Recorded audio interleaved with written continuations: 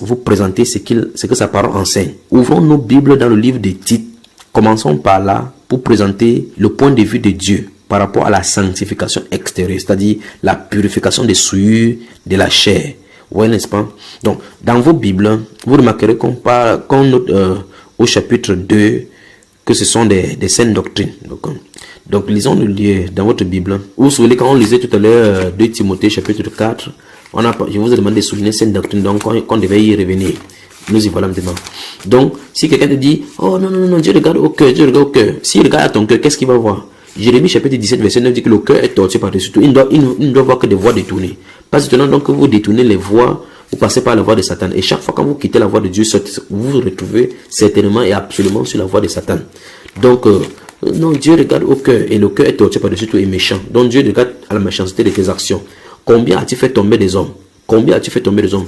J'ai même une cousine qu'on a violée au moins 5 fois. Comme ça, 5 fois différemment. On a violé. Pourquoi? À cause de ses habillements. Et elle ne change pas. Possédé jusqu'aux os. 2 Timothée. Tout à l'heure dans 2 Timothée, on a vu au verset 3 que car il viendra un temps où les hommes ne supporteront pas la saine doctrine. Donc je vais vous montrer maintenant au travers de la Bible c'est qu'est la saine doctrine en première partie concernant la sanctification extérieure. Dans le livre de Tite. Tite chapitre 2. Tite chapitre 2. Bien aimé dans le monde entier. Nous allons lire le verset 1 et nous allons nous arrêter au verset 5 et puis nous allons commenter. Selon que Dieu nous accorde la grâce. Verset 1 nous dit, pour ceux qui ont lu second, pour ceux qui ont la version du second, j'ai au-dessus de ces chapitres 2 là, comme titre, comment Tite doit exhorter les vieillards, les femmes, les jeunes hommes, les serviteurs et quel exemple il doit donner lui-même. Voilà. Donc, dans d'autres versions, on dit que la saine doctrine a prêché. Pour toi, dis les choses qui sont conformes à la saine doctrine. Voilà, nous y sommes.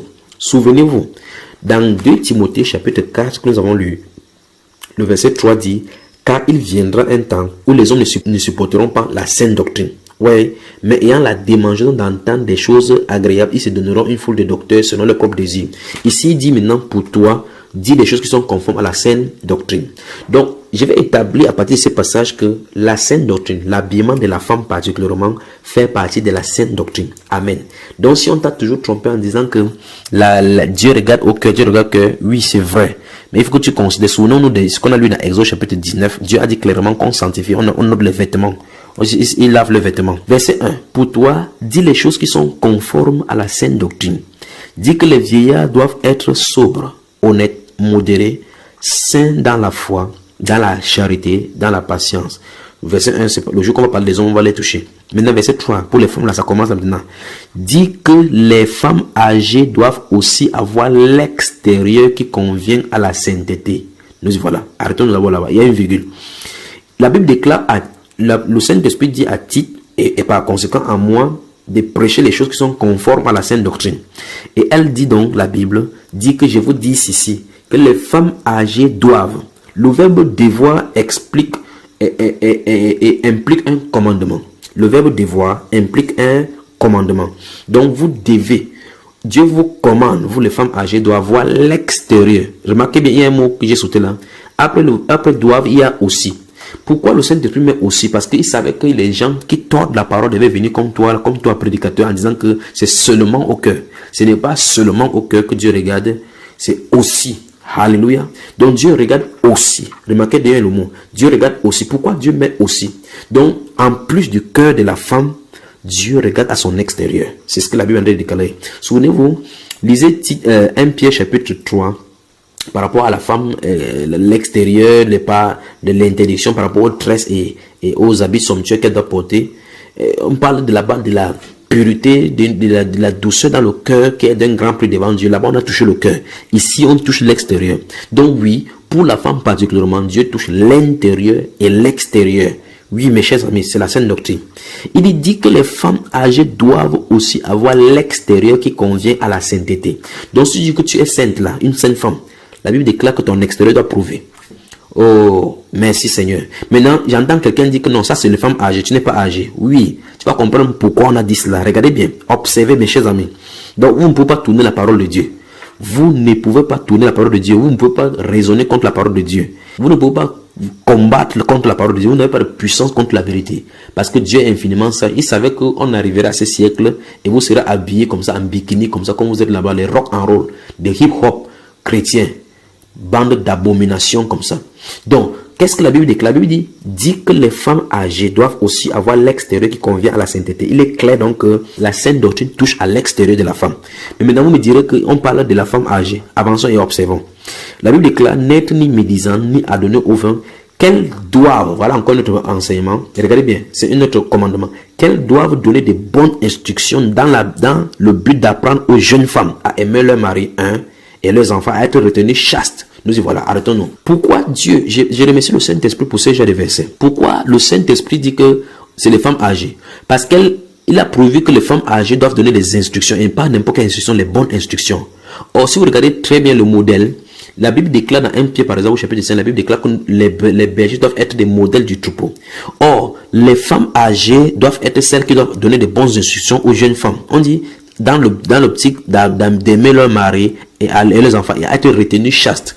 Vous voyez? Donc, ce qui implique directement que si une femme âgée est bien habillée, elle va enseigner le bon habillement à son enfant, aux jeunes filles, et pour comment se garder chaste dans la sainteté. Donc, vous imaginez donc une femme qui porte des collants, elle est formée, son ventre et ses chairs, les graisses tombent comme les roues Michelin. C'est tout naturel qu'elle va aussi acheter ça, qu'elle va aussi acheter ces genres d'abominations à ces jeunes filles.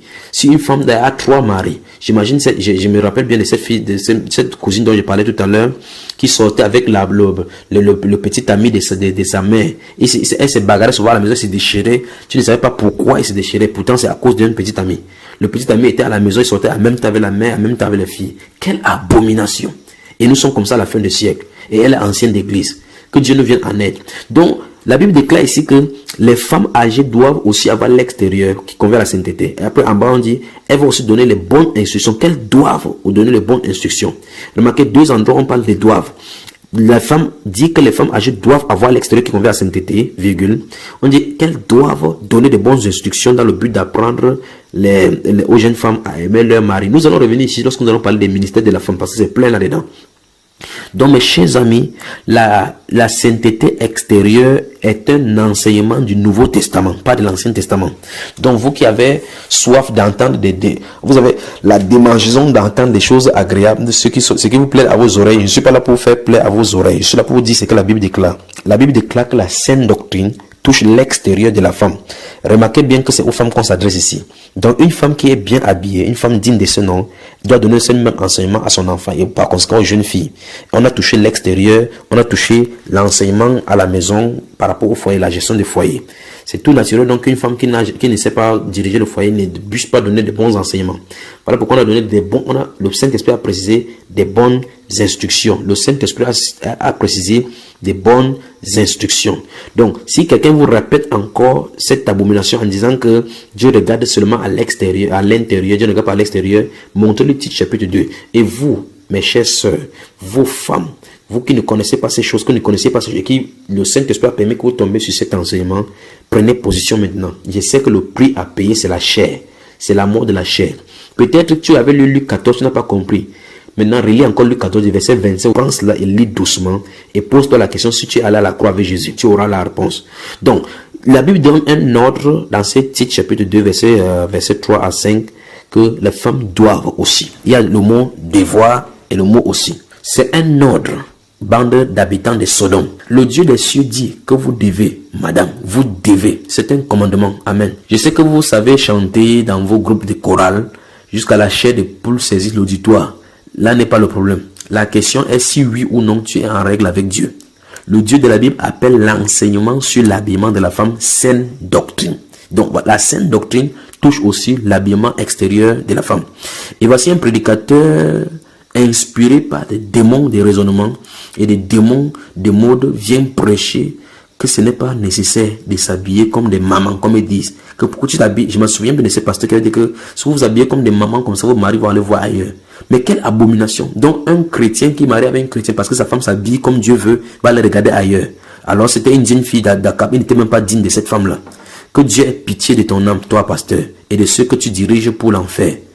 2 Timothée, chapitre 3.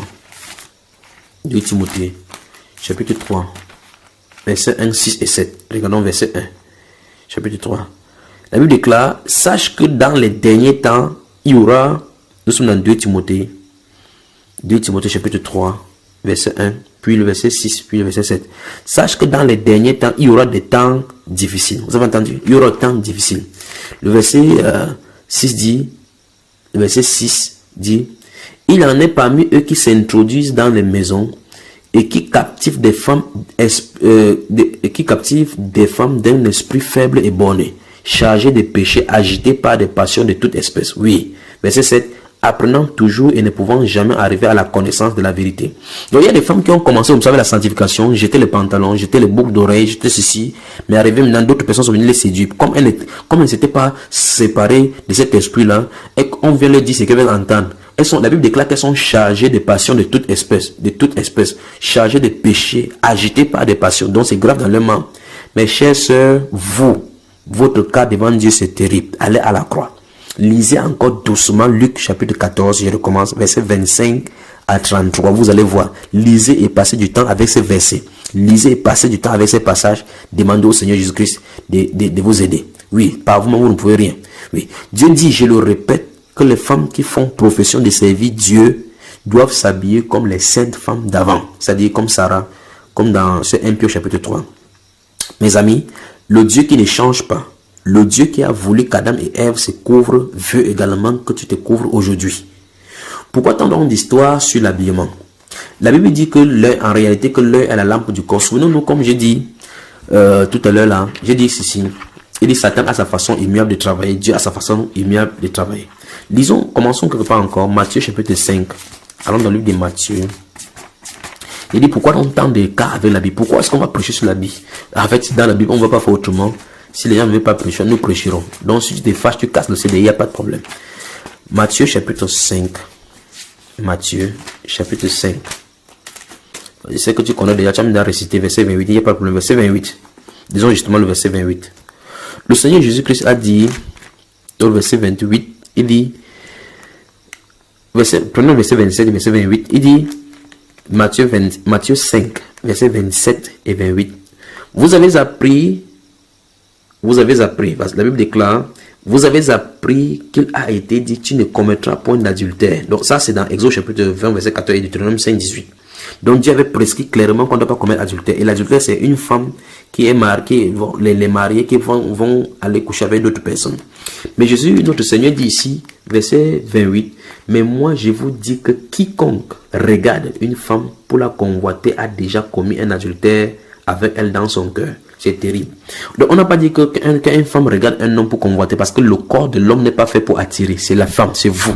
Ne me dites pas, si vous voulez fâcher, c'est pas moi qui ai fabriqué votre corps. C'est pas moi qui ai créé votre corps. Jésus dit ici que si un homme regarde une femme pour la convoiter dans le cœur, a déjà commis l'adultère avec elle, a déjà commis l'adultère avec elle dans son cœur.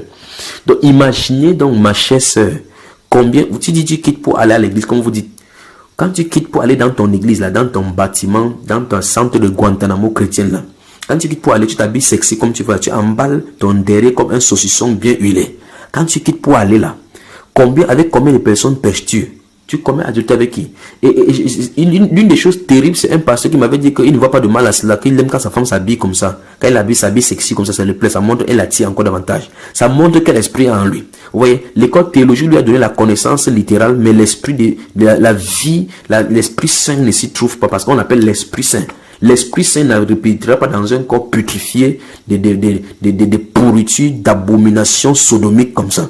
Qu'est-ce que la Bible dit? La Bible déclare ici que, mais moi je vous dis que quiconque, il a dit quiconque, pasteur, femme de pasteur, n'importe qui, il a dit quiconque, ici il s'agit des hommes, regarde une femme pour la convoiter. D'abord même qu'aujourd'hui il y a des femmes même qui couchent même avec des femmes. Oh, c'est terrible. Il y a tellement de choses à dire ici. Regarde une femme pour la convoiter, a déjà commis adultère avec elle dans son cœur.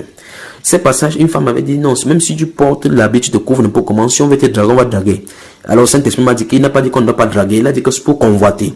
Pour qu'il y ait la convoitise, il faut effectivement que leur regarde des parties sensibles. Il faut que leur regarde et qu'il y ait attraction. Écoutez très bien.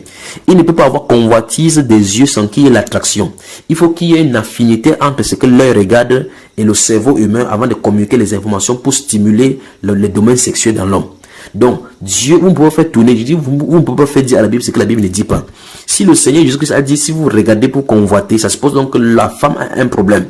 Donc, toi, ma soeur, si on te drague, c'est en ordre. Il y a des gens qui draguent même les fous, même les folles. Donc toi, mets-toi en lettre, en règle avec Dieu avant qu'on te drague. Dieu m'a dit qu'il n'a pas demandé qu'on ne doit pas draguer les femmes. On va draguer les femmes. Les gens vont toujours draguer les femmes. Mais ce qu'il m'avait dit, c'est que on ne doit pas convoiter. Et la convoitise vient des yeux. C'est ça, c'est vraiment ce qu'il m'a dit.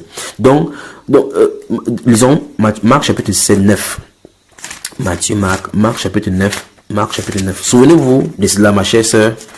Donc toi, imaginez cet enfant-là qui m'a dit, qui est venu me voir, un jeune garçon comme ça, qui est venu me voir en disant que en classe, cette fille qui l'enseigne porte des choses qu'il a, le coca, elle passe à côté de lui. Quand il rentre, il va dans le WC, c'est masturber.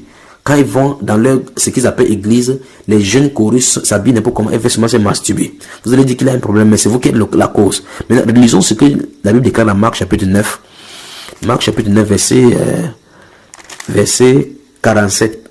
Il dit, et si ton œil est pour toi une occasion de chute, arrache-le. Mieux vaut pour toi entrer dans le royaume de Dieu, n'ayant qu'un œil, que d'avoir 2 yeux et d'être jeté dans la géhenne. Où est, n'est-ce pas? Donc l'œil est un problème. L'œil vraiment est un problème. Au verset 38, regardez bien. Verset 38, nous sommes dans Marc chapitre 9. Lisons le verset 41. Il dit, et quiconque vous donnera à boire un verre d'eau en mon nom, parce que vous appartenez à Christ, je vous le dis en vérité, il ne perdra pas sa récompense. Mais verset 42, mais si quelqu'un scandalisait un de ces petits qui croient, il vaudrait mieux pour lui qu'on lui mit au cou une grosse meule de moulin et qu'on le jeta dans la mer. Ouais, n'est-ce pas? Donc, si tu sais tellement que ton habillement est une occasion de chute pour un frère, tu fais mieux d'arrêter, parce que si tu scandalises un seul petit, il y a des frères qui rentrent avec toi comme ça, il ne peut pas déclarer son feu, il brûle à l'intérieur, il rentre, il se masturbe. D'autres, il vient chaque fois, il rit avec toi, tu mets le rouge à l'œil parce que tu as entendu qu'elle est belle. Bande de sodomeurs, il faut que vous vous repentez. Il faut que vous vous repentez parce que l'esprit de Sodome et de Gomorrhe est sur vous. D'abord, sortez du milieu d'eux, ce n'est que la solution. Sortez de là, mes chers amis, sortez. La chaleur humaine ne vous séparera pas de la chaleur des géhennes. Donc c'est mieux que vous sortiez là-bas, vous cherchez la sanctification, comme la Bible déclare dans 2 Timothée chapitre 2 verset 22, qu'on fuit les passions de la jeunesse et chercher la paix, la joie, la paix, la sanctification, la sainteté avec ce que vous le soignez d'un cœur pur. Maintenant, Ézéchiel, regarde, suivant ce que la Bible déclare dans Ézéchiel chapitre 20, verset 7, lisons seulement le verset 7. Le livre du prophète Ézéchiel. Ézéchiel, c'est tout juste après Jérémie que nous avons lu aujourd'hui. Ézéchiel chapitre 20, le verset 7. Donc nous avons vu dans Matthieu chapitre 5, là, le verset 28, que Dieu a dit clairement pour les femmes là, que si tu t'habilles mal, les gens te regardent pour te convoiter. Je vais parler de ces convoitises là maintenant tout à l'heure. Souvenez-vous de là. Restez pas calme comme ça, c'est pas moi qui ai fait, c'est pas moi qui ai écrit. Je suis seulement obligé de dire ce qui est écrit ici. Ézéchiel chapitre 20, le verset 7.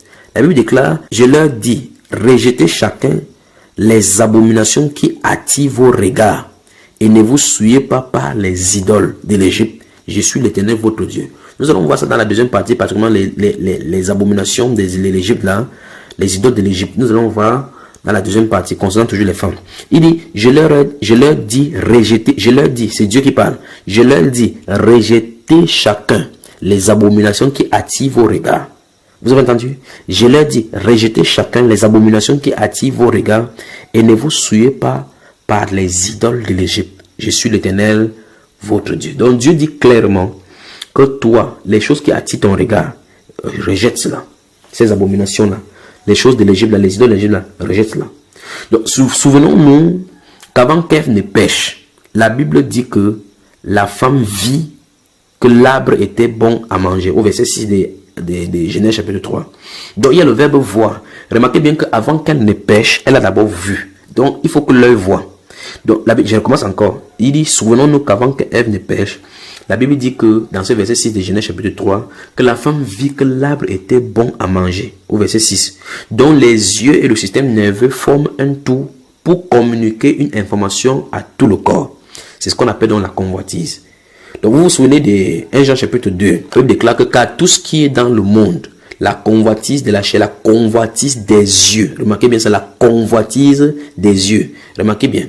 Prenez le temps de lire le péché d'Akan dans Josué chapitre 7. Je vais seulement lire là où on l'a attrapé. Josué, allons-y dans Josué, vous allez remarquer encore cette même chose là-bas.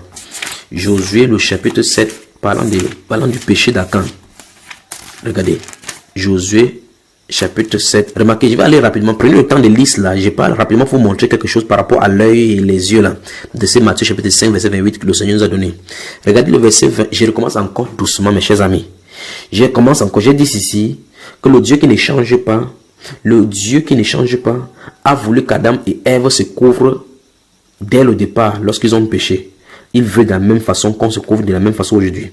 C'est pour ça que je vous ai dit pourquoi tant de questions sur l'habillement. C'est parce qu'en réalité ça a travers avec l'âme, avec l'œil, la convoitise, l'orgueil de la vie, ainsi de suite, et par rapport au péché sexuel.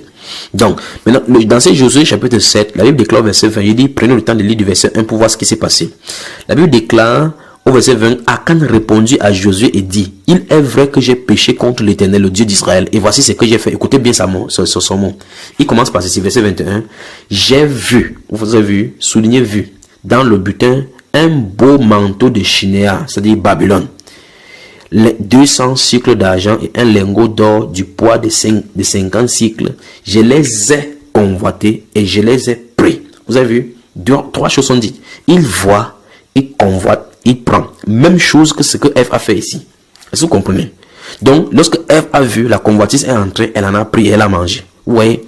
Donc, qu'est-ce que la Bible veut nous faire comprendre? Les yeux, donc, c'est le système nerveux. Les yeux et le système nerveux forment un tout pour communiquer une information à tout le corps. C'est ce que la Bible donc appelle la convoitise. Donc, dans ces Jean chapitre 1, Jean chapitre 2, la Bible déclare que tout ce qui est dans le monde, la convoitise des yeux et l'orgueil de la vie vient du monde. Pas étonnant que la Bible déclare qu'on gâte notre cœur plus que toute autre chose. Vous voyez, n'est-ce pas? Parce que si les yeux voient, ça entre dans le cœur. Voilà pourquoi notre Seigneur disait dans Matthieu chapitre 15 que c'est de l'intérieur que viennent toutes ces choses, la convoitise, l'adultère, tout vient de l'intérieur. Et comment ça fait pour entrer à l'intérieur?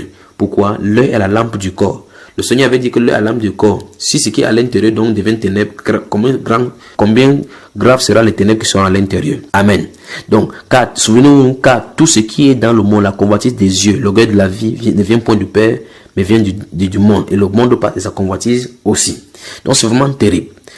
Prenons encore de Romains, je crois qu'on a lu ce passage-là dès le départ, dans Proverbe chapitre 6, verset 20 à 26. Lisons le verset 20 à 26 maintenant, Proverbe, de ces yeux-là. L'œil voit, le cœur convoite, la main prend. Proverbe chapitre 6, verset 20 à 26 dit, mon fils, garde les préceptes de ton père et ne rejette pas l'enseignement de ta mère. Lis-les constamment sur ton cœur. Vous avez vu? Sur ton cœur. Sur ton cœur. Attache-les à ton cou. Ils te dirigeront dans ta marche. Ils te garderont sur ta couche. Ils te parleront à ton réveil. Ces choses, si on parle, chaque fois on prêche, les gens quittent la Bible pour regarder les autres. L'autre dit, voilà la femme là qui prêche. Elle prie avec les faux cheveux, elle prie avec le pantalon, Dieu exauce. Attendez, j'arrive là-bas. Que Dieu nous aide. Verset 22. Ils te dirigeront dans ta marche, ils te garderont sur ta couche, ils te parleront à ton réveil. Car le précepte est une lampe et l'enseignement une lumière. Et les avertissements de la correction sont le chemin de la vie. Ils te préserveront de la femme corrompue, de la langue doucereuse de l'étranger. Ne la convoite pas dans ton cœur. Vous avez vu là où ça se passe, n'est-ce pas? Dans ton cœur pour sa beauté. Donc le cœur, c'est le siège de tous les problèmes des hommes. Donc ne la convoite pas dans ton cœur pour sa beauté et ne te laisse pas séduire par ses paupières. Car pour une femme prostituée, on se réduit à un morceau de pain. Et la femme mariée tend un piège à la vie précieuse. Donc voilà pour ce qui est des yeux. Quand tu vois tes yeux là, madame, c'est que tu mets le bleu à lèvres là, que tu mets, c'est comment vous appelez cela? Le phare. Oui, le phare. Ça veut dire que c'est une brillante couleur d'antimoine, de cosmétique. Vous voyez? Dans la version, à nos Bibles, on va voir tout à l'heure par rapport à 2 rois. Allons dans le livre d'Ézéchiel, chapitre 23. Ézéchiel, nous parlons de l'habillement, la sainteté extérieure. La convoitise, mes chers sœurs, combien des hommes avez-vous fait pécher? Combien des hommes? Oh, cette sœur, quand je suis allé sortir un de ces jours pour aller avec mon épouse, ils ont vu la façon que mon épouse a été habillée. Elle était servante dans une boîte vous appelez quoi? Dans un café. Elle est venue par la suite nous trouver quelque part. Elle a dit que vous êtes chrétien. Ma femme lui a demandé pourquoi. Elle a dit à cause de ton habillement. J'étais aussi comme ça. À l'instant où j'ai entendu j'étais aussi comme ça, ça m'a brisé le cœur. Et c'est les pasteurs qui l'ont dérouté. Les pasteurs, Dieu merci, elle est revenue. Elle en a écouté maintenant les enseignements. Elle revient petit à petit. Que Dieu l'aide. Et malheur aux pasteurs qui vont mettre des bâtons dans les roues des enfants de Dieu qui veulent progresser pour suivre leur père. Ézéchiel chapitre 23. Ézéchiel chapitre 23. Et avec ça, maintenant, on a commencé à lui dire, tes jambes sont belles, tu as des beaux jambes, présente-les pour que les clients viennent. Elle a commencé à s'habiller sexy comme le monde. Au milieu, elle n'est pas différente des prostituées. Et le soir, elle va venir dans son assemblée en étant un peu bien habillée. Que Dieu nous aide.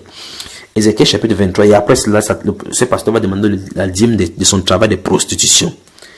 Ézéchiel chapitre 23, je vais lire le verset 40 seulement. Verset 40, écoutez bien. La Bible déclare, et même elles ont fait chercher des hommes venant de loin. Elles les ont envoyés, elles leur ont envoyé des messagers, et voici, ils sont venus. Pour eux, tu t'es lavé un. Tu as mis du fard à tes yeux, tu t'es paré de tes ornements. Tu t'es assis sur un lit magnifique devant une table, devant lequel une table était dressée, et tu as placé sur cette table mon encens et mon huile. Vous voyez, on parle là du fard des yeux. Tout à l'heure, dans Proverbe chapitre 6, verset 25, il dit clairement que ces paupières-là sont des lieux de séduction. Donc, ma soeur, ce n'est pas moi qui écris la Bible. Dieu dit que tes paupières séduisent. Tu ferais mieux de faire attention. La séduction, Dieu ne séduit personne. C'est Satan qui séduit.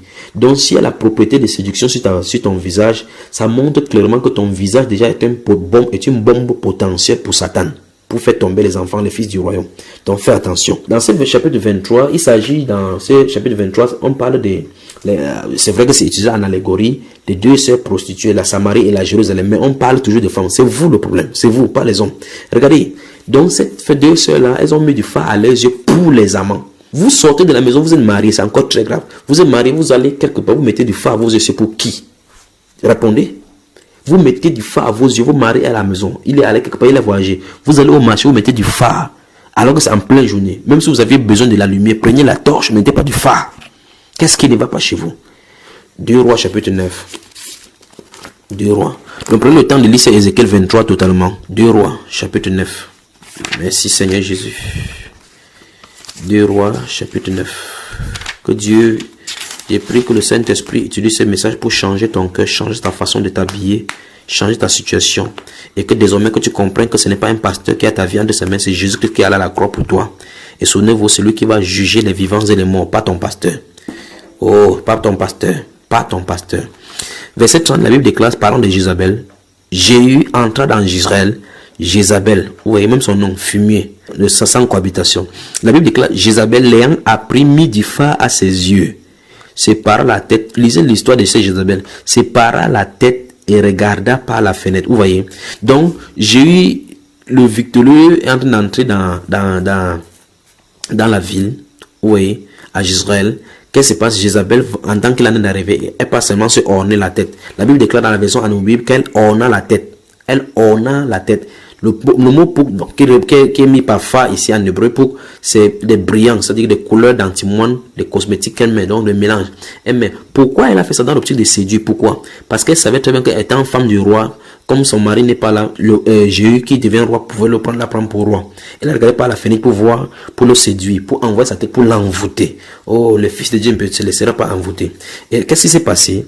La Bible déclare, verset 31, comme Jéhu franchissait la porte, elle dit, est-ce la paix, nouveau Zimri, assassin de son maître? Il leva les yeux vers la fenêtre et dit, qui est pour moi? Oui, qui est pour moi? Qui? Et 2 ou 3 eunuques le regardaient en s'approchant de la fenêtre.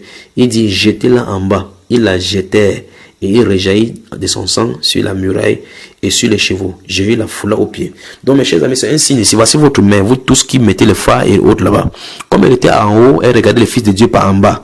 Quel qu'en soit le cas, elle sera précipitée. Donc si vous êtes entré dans l'église, comme vous dites, vous avez occupé de bonnes positions, de hautes positions, vous priez, Dieu répond, comme vous dites, Dieu entre guillemets répond. Vous priez, le feu sort, l'exaucement de votre prière, vous allez descendre, c'est en bas que votre sang va tomber. Amen. Osée, livre du prophète Osée. Osée chapitre 2. Osée, c'est toujours après Daniel. Donc, vous ouvrez Ézéchiel, Ézéchiel, Daniel, puis vous êtes dans Osée. Osée, le chapitre 2, le verset 15. C'est toujours, si vous remarquez très bien là-bas, dans ces Osée, c'est toujours idolâtrie d'Israël qui est donnée en châtiment par rapport à la corruption des prostitutions dont il faisait montre. Osée chapitre 2, verset 15 dit quelque chose. Je la châtierai, remarquez très bien, c'est une femme encore. Je la châtierai pour les jours où elle encensait les Baals, où elle séparait de ses anneaux et de ses colliers, allait après ses amants et m'oubliait, dit l'Éternel. Donc vous voyez, c'est toujours une femme, c'est toujours elle qui prend le problème. Il dit, je la châtierai, c'est le Seigneur qui dit, je la châtierai pour les jours où elle encensait les Baals, où elle séparait de ses anneaux et de ses colliers, allait après ses amants et m'oubliait, dit l'Éternel.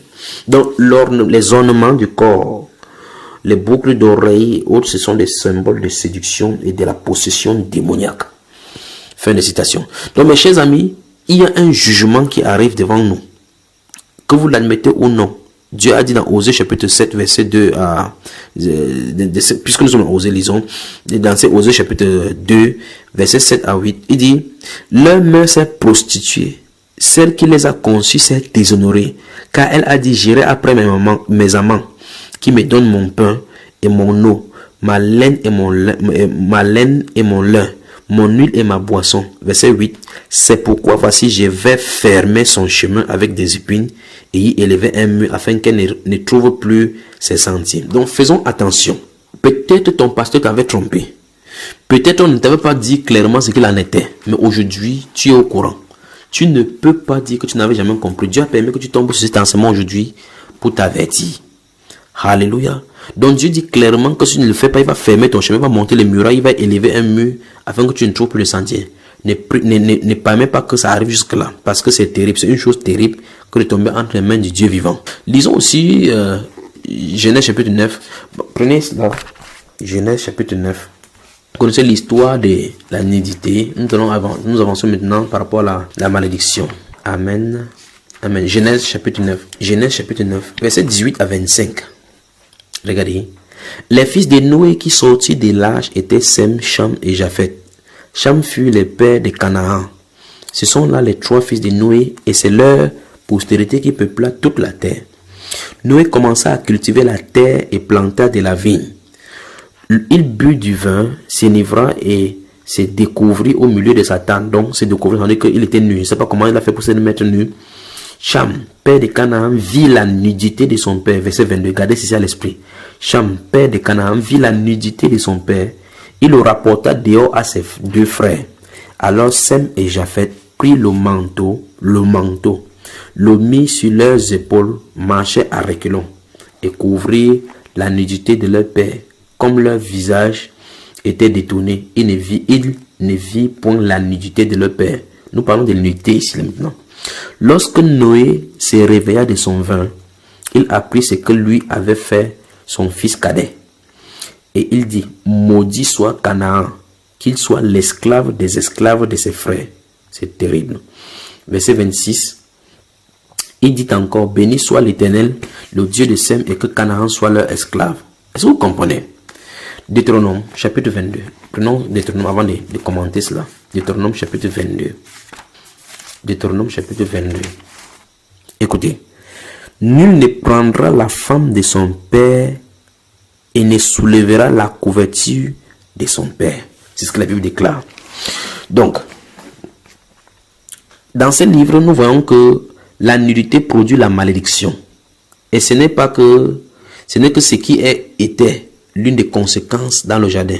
Donc la malédiction est la première des choses. C'est-à-dire que la nudité produit la malédiction. La conséquence dans le jardin d'abord, c'était que la malédiction a eu lieu. Alléluia. Voilà pourquoi Dieu a dit à Adam que la terre était maudite à cause de ce péché. Dans les maisons, vous voyez les parents dormir et marcher nus devant leurs enfants, ne sachant pas qu'ils invoquent comme ça la malédiction sur leurs propres enfants. Est-ce que vous comprenez? Lisez doucement le livre de Lévitique chapitre 18. Est-ce que vous comprenez? Dans la version Shuraki, si vous lisez le verset 7 dans la version Shuraki, vous allez voir le verset 7 dit, le sexe de ton père, le sexe de ta mère, tu ne les découvriras pas. C'est ta mère, tu ne découvriras pas son sexe. Or, une femme va se laver avec son enfant. La Bible déclare que l'enfant ne doit pas voir le sexe de sa mère. C'est terrible. Pourquoi tant de désobéissance? Nous parlons des femmes parce que les femmes s'habillent, elles passent n'importe comment au salon, elles marchent les seins dehors partout. Je pose encore donc cette question. Qui voulons-nous suivre? Dieu ou le monde? Les pasteurs ou la Bible? Donc soit vous décidez de suivre Dieu, soit le monde. De toute façon, si vous décidez de suivre le monde, vous allez suivre le pasteur. Si vous décidez de suivre Dieu, vous allez certainement aller dans la Bible. Dieu a formellement interdit le port de boucles d'oreilles. Oui, bagues, même les bagues de mariage. Je vais revenir tout à l'heure là pour parler de cela. Toute forme de maquillage, mon ami, c'est la sainteté extérieure. Oui, c'est de ça dont je suis en train de parler. Donc, boucle d'oreille, bague de mariage, fiançailles, appelle comme tu veux. Peut-être tu vas me dire comment on va faire pour reconnaître une femme. Mes chers amis, mes chers parents, les oreilles de vos enfants que vous avez percées, si vous ne vous repentez pas et arrêtez cette folie, Dieu vous demandera pourquoi vous avez fait cela. Dieu va vous demander pourquoi vous avez fait des trous sur ses enfants. Et vous qui avez fait des tatouages, vous êtes fini devant Dieu, je vous le dis. Deutéronome chapitre 19, verset 28 dit clairement qu'on ne doit pas faire des tatouages sur les pieds, sur le corps. Et des mamans ont fait des tatouages des cœurs blessés, les cœurs fléchés, le cœur traversé par des flèches. D'autres ont fait des croix, d'autres ont fait des dragons, d'autres ont fait sous leur slip, d'autres ont fait sous leurs cuisses, dans leur dos, les fleurs d'amour, sur les dents, ainsi de suite. Et ils vont même jusqu'à faire aussi sur les enfants. Puis-je vous rappeler que le corps de chaque être humain sur cette terre appartient à Jésus-Christ de Nazareth. 1 Corinthiens chapitre 6 verset 19 et 20 dit que vous avez été rachetés à un grand prix. Glorifiez Dieu donc dans votre corps et dans votre esprit qui appartiennent à Dieu. Donc les trois appartiennent à Dieu. Votre corps, votre esprit, votre âme appartiennent à Dieu. J'ai aussi rappelé que tous les trous nécessaires pour l'homme et pour la femme ont été déjà percés sur les corps dès la naissance par Dieu. À moins que vous vouliez demeurer esclave, comme ceux qui se laissaient percer les oreilles pour demeurer esclaves dans ces Exode chapitre 21, verset 1 à 6. Vous vous souvenez, dans Exode chapitre 21, verset 6, lorsqu'on parle par rapport aux esclaves qui ne voulaient pas sortir, on mettait les oreilles, on perçait les oreilles avec le ponçon. Amen. Donc, si vous percez les oreilles de vos filles, vous dites, c'est comment on va faire pour reconnaître que c'est une fille? Quand elle grandit, c'est toi qui, quand tu vois une fille, tu ne sais pas que c'est une fille. Est-ce que c'est pas les oreilles qu'on reconnaît que c'est une fille? C'est parce que tu perces les oreilles. Tu ne sais pas qu'une fille a les seins, les seins là, c'est toi qui les as mises. Donc, Dieu a donné la morphologie à la femme. Dieu a donné les formes à la femme et les formes de la femme, c'est la forme de la femme. Vous venez vous percer les oreilles. Pourquoi tu n'as pas percé ses oreilles ou bien ses orifices pour qu'elle puisse pisser ou bien qu'elle puisse déféquer? Vous percez seulement les oreilles, pourquoi? Quand le moment est arrivé où elle devait parler, elle a parlé. Le moment où elle arrivé où les dents devaient sortir, elle s'est sortie. Le moment où elle devait arriver où elle va pisser, elle a pissé. Pourquoi tu n'as pas arrangé cela? Vous décidez sur la créature de Dieu. Or, tout ce que le Créateur a mis dans l'univers est parfait et n'a pas besoin d'être modifié. Oui. Tout ce que le Créateur a mis dans l'univers n'a pas besoin d'être modifié par quiconque. Et quiconque touche à ce qui a été mis de façon parfaite par le Créateur de l'univers touche à la souveraineté du Seigneur. Alléluia. Alléluia. Ces gens de la bruyère disaient que une mode a à peine détruit une autre mode qu'elle est abolie par une nouvelle qui cède elle-même à celle qui la suit. Donc c'est comme ça au fil des générations que les modes viennent avant de voir. Remarquez très bien seulement, un modèle d'habit sort en un clin d'œil, l'autre est arrivé, en un clin d'œil c'est l'autre, en un clin d'œil c'est l'autre, et le mode continue.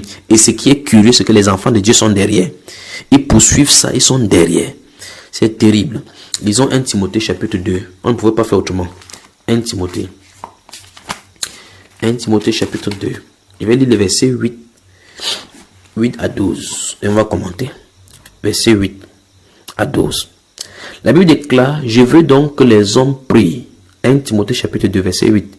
Je veux donc que les hommes prient en tout lieu, en élevant des mains pures, sans colère ni mauvaise pensée. Remarquez bien la façon dont on dit que les hommes doivent prier en tout lieu, en élevant des mains pures. Les mains doivent être pures. On dit sans colère ni mauvaise pensée. Qu'est-ce qui peut produire les mauvaises pensées? Subitement, ils disent au verset 9, je veux aussi que les femmes vêtues d'une manière décente. Pourquoi? Parce que dans une assemblée mixte, si les femmes ne s'habillent pas bien, imaginez qu'on veut élever les mains pour prier. Une femme a porté un court-jupe, un court habillé avec les ventres, avec d'autres ont des poils sur les poitrines. C'est ça qu'elle veut exposer. Elle lève les mains, on voit les ventres. Le frère ne pourra plus être concentré. Les mauvaises pensées commencent, le démon entre dans le milieu. Pas étonnant que le Saint-Esprit ne se meure pas dans les églises aujourd'hui à cause des abominations de ces femmes et de la soif de la richesse, de la possession terrestre.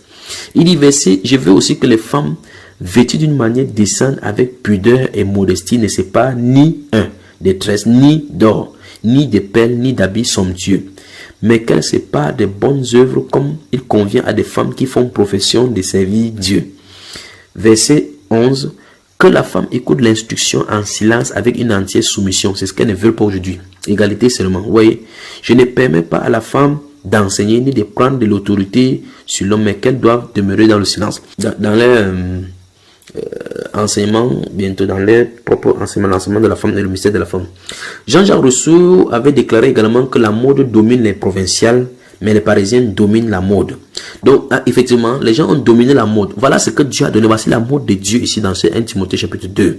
La femme ne doit pas avoir ceci, ne doit pas avoir ceci, elle doit de façon décente, ne pas séparer ni des tresses, ni d'or, ni des perles, ni d'habits somptueux. Vous savez, dans ces proverbes Deutéronome chapitre 22, dans Deutéronome chapitre 22, verset 5, le fameux verset que les gens aiment discuter, la Bible déclare que la femme ne doit pas porter le vêtement d'homme, ni l'homme ne porter le vêtement de femme.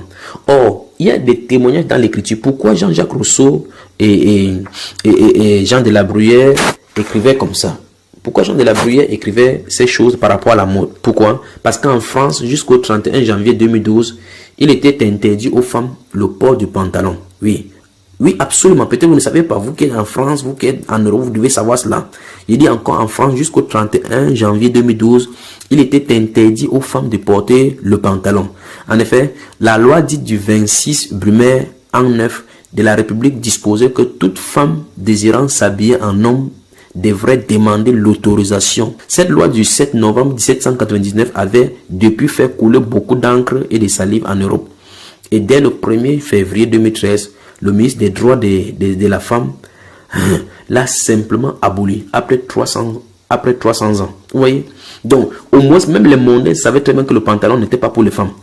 Les mondains savaient très bien que ce n'est pas le pantalon. Donc, pendant 300 ans en France, cette ordonnance-là bloquait les femmes. Et disait, voici ce que l'ordonnance, cette loi-là disait clairement que pour qu'une femme puisse se transvestir, comme ils ont dit, par exemple, quand vous lisez l'ordonnance, on dit, cette ordonnance qui avait été donnée pendant 200 ans ou 300 ans, pour empêcher les femmes de porter le pantalon. Remarquez très bien que l'égalité entre l'homme et la femme, donc, Satan est en train de pousser à bout maintenant. Pourtant, la Bible n'enseigne nulle part l'égalité entre l'homme et la femme. La Bible est claire dans 1 Corinthiens 11, la Bible déclare que l'homme est le chef de la femme. Il n'y a pas le chef et chef. C'est pas comme ça, c'est pas le chef et vice-chef, c'est chef et sous-chef. Oui, c'est comme ça. Il doit y avoir un chef, quelqu'un qui guide, quelqu'un qui est conducteur.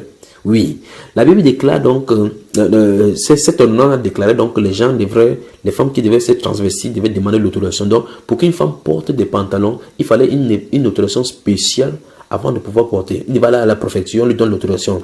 Et les autorisations étaient seulement exprès aux femmes qui devaient monter sur les chevaux. Et ce n'est pas tout le monde qui montait sur les chevaux ou bien fait du vélo à ce moment-là. Donc, au moins, ils ont eu la palme d'or d'avoir respecté cela pendant 200 ans. Les chrétiennes, entre guillemets, de ces siècles-ci n'en veulent même pas entendre parler. Alors, mais quel est le but pour lequel et comment est-ce qu'ils ont justifié? Pour eux, c'est normal. Je vais toujours seulement dans l'histoire parce que l'apôtre Paul nous a enseigné que la nature elle-même ne vous enseigne-t-elle pas. Donc, allons là-bas pour recevoir l'enseignement par rapport au pantalon. Pour cela, vous pouvez regarder sur le message de la sanctification de la femme. Non, je vais parler, c'est parce qu'il va toucher particulièrement les bagues et les boucles d'oreilles. Donc, particulièrement la bague. Dans un autre passage où notre série, la deuxième partie, je parlerai davantage de ces pantalons et autres là. Donc quand ils ont aboli cela, voici ils ont dit l'ordonnance du préfet de police du Bois numéro 22 du 16 Brumaire an 9 intitulée ordonnance concernant le travestissement des femmes. Remarquez comment ils appellent cela, le travestissement des femmes. Donc une femme qui porte le pantalon, c'est un travestissement, est incompatible avec les principes d'égalité entre les femmes et les hommes. Vous voyez, voilà, voici le but, l'ordonnance, voici leur système de défense. C'est comme ça qu'ils ont fait pour pouvoir séparer cela. Pourquoi? Parce que depuis 1700 ans, le mouvement féministe grandissait, poussait à bout jusqu'à ce qu'ils ont obtenu les droits, tous les droits d'égalité avec les hommes. Et c'est entré dans l'Union européenne. Donc ils disent donc que l'ordonnance du préfet de police du Bois numéro 22 du 16 Brumaire an 9 intitulée ordonnance concernant le travestissement des femmes est incompatible. Il dit que c'est incompatible avec les principes d'égalité entre les femmes et les hommes qui sont inscrits dans la Constitution et les engagements européens de la France. De cette incompatibilité découle l'abrogation implicite de l'ordonnance du 7 novembre, vous voyez, qui est donc dépourvue de tout effet juridique et ne constitue qu'une pièce d'archive conservée comme telle par la préfecture de Paris. Fin de citation. Donc vous voyez très bien que Jean-Jacques Rousseau avait raison de dire la mode domine les provinciales, mais les Parisiens dominent la mode. Elles ont vraiment dominé la mode jusqu'à ce qu'elles ont décidé d'adopter le pantalon. Donc en clair, on avait dit clairement que à partir de maintenant, les femmes parisiennes sont libres de porter le pantalon sans aucun gêne. On ne peut pas les porter plainte, ce n'est pas judiciable, ce n'est pas punissable. Ok, maintenant, observez. Au moins, si je recommence encore, au moins les mondains ont compris depuis 200 ans qu'ils ne devaient pas porter le pantalon. Les chrétiens ne veulent même pas entendre. Pourquoi les mondains savaient que c'était pour les hommes et les chrétiens discutent aujourd'hui, alors que ça vient du monde? Qu'est-ce qui ne va pas? L'esprit de séduction. La deuxième chose qu'il veut dire, c'est ceci. Vous les femmes, je ne sais pas si vous méditez même sur ce que vous faites. Lorsque vous allez dans les toilettes publiques, regardez dans la télévision, allez dans les toilettes publiques, vous allez remarquer que à l'entrée, il y a toilette femmes, toilette hommes. Comme vous portez le pantalon là, si vous voyez là où on a dessiné un homme, on a dessiné le pantalon, entrez là-bas et voyez ce que vous allez faire. Comment vous pouvez porter le pantalon? Toi et ton mari, vous allez aux toilettes. Tu entres dans une toilette autre que ton mari. La toilette où tu entres, ma chère soeur, c'est une toilette où on a dessiné une personne avec la jupe. Mais toi, tu as le pantalon, tu entres, tu ne te poses pas la question. Pourquoi si tu as le pantalon, tu n'entres pas là où on a dessiné le pantalon? Parce que tu sais implicitement que là où il y a le pantalon, c'est pour les hommes. Tu portes le pantalon, tu entres là où il y a la jupe. C'est un témoignage contre toi. La nature va te condamner. Amen. Donc dans ces 1 Timothée chapitre 2 verset 9 à 11, 1 Pierre chapitre 3, le Saint-Esprit fait état clair que la femme ne doit pas avoir des ornements tels qu'on voit aujourd'hui dans des centres d'entraînement pour le départ pour l'enfer appelés dénominations. Parlons tout à l'heure, j'ai dit que même les bagues de mariage, moi également autrefois je croyais qu'on pouvait tolérer cela, mais Dieu m'a appris le contraire. C'est pourquoi j'ai retiré, brisé et jeté la mienne. En fait, quelle est son origine? Nous allons parler de cela maintenant. Avant d'entrer dans la Bible, on va en parler. Donc, dans cette autre partie, je vais parler de bagues de mariage. Pour le cas des boucles d'oreilles, au-delà, c'est clair, c'est baphomet. Donc, si vous voulez faire discuter, vous pouvez discuter. La Bible est claire, vous ne devez pas avoir de telles choses sur vous. Lisez votre livre dans Genèse chapitre 5, 35. On va y revenir maintenant, on va entrer en profondeur là maintenant. Mais permettez-moi de dire quelque chose. Permettez-moi ici de dire quelque chose. Permettez-moi vraiment de dire quelque chose. Vous êtes prêts à m'écouter? Ok. Maintenant, pourquoi tant de cas avec l'être humain? Pourquoi l'être humain, avec des petites choses comme ça, peuvent aller en enfer à cause des petites choses comme ça? Ça leur coûte quoi d'être obéissant à Dieu? Regardez dans la Bible, vous ne voyez pas les serviteurs de Dieu discuter avec la parole de Dieu, mais les gens de ce dernier siècle sont plus intelligents que Dieu. D'autres vont même jusqu'à demander pourquoi Dieu a écrit ça. Ils veulent savoir pourquoi Dieu a écrit. Mais c'est terrible. Donc, j'ai dit ceci, le mariage, enfin, je vais en parler encore par rapport au mariage. Vous avez la première partie sur YouTube, dans la chaîne Bamba Iba. Et on va y revenir en profondeur par rapport au mariage. Ce sont ces abominations. Remarquez les petites touches que j'ai touchées. Et remarquez dans cet enseignement, je suis allé toujours dans Genèse chapitre 2. Il n'y a pas de bague de mariage là-bas. Il n'y a pas de mets là-bas. Il n'y a pas d'acte de mariage là-bas. Vous savez que vous êtes soumis à l'État jusqu'à prendre les degrés païens introduits dans l'église. Maintenant, parlons de l'origine. Il faut savoir qu'autrefois dans les cultures païennes, les anneaux, c'est-à-dire les bagues, servaient comme symbole de l'autorité royale. Vous entendez, n'est-ce pas? Donc quand vous allez lire la Bible, vous allez voir toujours, dans notre jargon, dans notre langage, on parle des bagues. Mais là-bas, on parle des anneaux. Vous allez voir dans la Bible utilise le terme anneau. Donc on va lire quelque part des passages dans la Bible. Je vais vous montrer dans l'Ancien Testament et dans le Nouveau Testament, on parle des bagues. Et vous allez voir ce qu'il en est. Les anneaux, donc, dans la Bible, ont des connotations de l'autorité et des dignités. Et des dignités. Les anneaux, dans la Bible, ont des connotations de deux choses, l'autorité et des dignités. Commençons donc par le commencement. Allons dans Genèse. Genèse chapitre 41. Genèse. Nous voulons voir maintenant le cas des bagues. Donc, ça, maintenant, ça touche non seulement les femmes, c'est surtout les femmes qui s'habillent avec des bagues par-ci, des bagues par-là, 5 bagues sur les orteils, sur le nez et autres. Les anneaux, je veux dire. Et ça touche donc, je profite de l'occasion pour parler des bagues de mariage. Vous qui m'écoutez maintenant, qui portez les bagues de mariage, vous devez l'enlever au nom de Jésus-Christ de Nazareth. Donc, Genèse chapitre 41. Genèse chapitre 41. Que non, si je porte ça, on va voir que je suis marié. Tu parles. Si on ne porte pas, on va me draguer. Tu parles. Genèse chapitre 41. Verset 37 à 42. Verset 37 à 42. Ces paroles plurent à Pharaon et à tous ses serviteurs. Et Pharaon dit à ses serviteurs, trouverons-nous un homme comme celui-ci, ayant en lui l'esprit de Dieu? Et Pharaon dit à Joseph, puisque Dieu t'a fait connaître toutes ces choses, il n'y a personne qui soit aussi intelligent et aussi sage que toi. J'ai t'établi, écoutez bien, j'ai t'établi sur ma maison et tout mon peuple obéira à tes ordres. Le trône seul m'élèvera au-dessus de toi. Verset 41. Pharaon dit à Joseph, vois, je te donne le commandement de tout le pays. Verset 42 enfin. Pharaon ôta son anneau de sa main. Vous avez entendu? Pharaon ôta son anneau de sa main et le mit à la main de Joseph. Il le revêtit d'habits de fin lin et lui mit un collier au cou, d'or au cou. Vous entendez, n'est-ce pas? Donc nous parlons ici de lorsque Joseph est sorti pour interpréter le songe de Pharaon. Remarquez bien comment Pharaon enlève l'anneau pour mettre au cou à la main de Joseph, qui était un symbole de l'autorité. Donc il donnait comme ça l'autorité à Joseph de pouvoir agir. Alors avec cela, les gens avaient des sceaux sur leurs mains. Donc lisons chapitre 24. Chapitre 24, on va revenir dans ce chapitre 24, puisque nous sommes dans la Genèse, avant d'aller dans d'autres passages de la Bible. Je vais vous montrer d'abord partout où on en parle. Dans le chapitre 24, lorsque on va aller pour cette femme-là. Chapitre 24, lorsque le serviteur d'Abraham va aller chercher Rebecca pour le demander en mariage pour Isaac. 24, lisons le verset 22 rapidement. Prenez le temps de lire ça totalement. Lisons le verset 22 du chapitre 24. Le verset 22 dit quoi?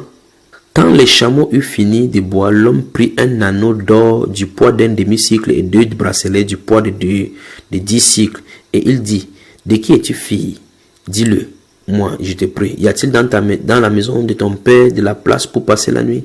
Elle répondit, je suis fille de Bethuel, fils de Michal et de Nacor. Elle lui dit encore, il y a chez nous de la paille et du fourrage en abondance et aussi de la place pour passer la nuit. Alors l'homme s'inclina et se prosterna devant l'Éternel en disant, béni soit l'Éternel, le Dieu de mon Seigneur Abraham, qui n'a pas renoncé à sa miséricorde et à sa fidélité envers mon Seigneur.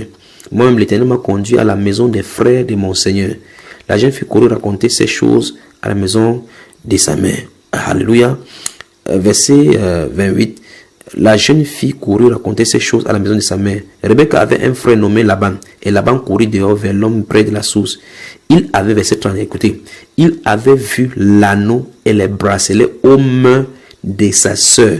Et il avait entendu les paroles de Rebecca, sa sœur, disant, ainsi m'a parlé l'homme. Il vint donc à cet homme et qui se tenait auprès des chameaux, près des sources. Près vers la source. Donc nous voyons très bien ici l'histoire de la rencontre entre Abraham et le serviteur d'Abraham et de Rebecca. Dans ce Genèse chapitre 24, nous voyons très bien qu'il y a l'anneau là-bas qui est le boucle d'oreille. En fait, de toute façon, en Orient, c'était un ornement masculin et féminin. Nous allons voir ça dans les Écritures maintenant. Ok, regardez, de cette Genèse chapitre 24, le verset 47, nous montre que c'était la coutume déjà dans les habitants des zones de Mésopotamie, c'est-à-dire l'Irak, ou bien Babylone, si vous voulez. Regardons le verset 10. Pour montrer clairement que nous nous situons là-bas. Le serviteur prit 10, verset 10 de Genèse chapitre 24. Le serviteur prit 10 chameaux parmi les chameaux de son seigneur et il partit ayant à sa disposition tous les biens de son serviteur, de son seigneur. Il se leva et alla en Mésopotamie à la ville de Nacor. Donc c'est en Mésopotamie qui se trouve. Qu'est-ce que le verset 47 dit? Le verset 47 dit, je l'ai interrogé et j'ai dit, de qui es-tu fille? Elle a répondu, je suis fille de Bethuel, fils de Nacor, de Milcan. J'ai mis l'anneau à son nez et les bracelets à sa main. Donc vous voyez, c'était une pratique clairement là-bas.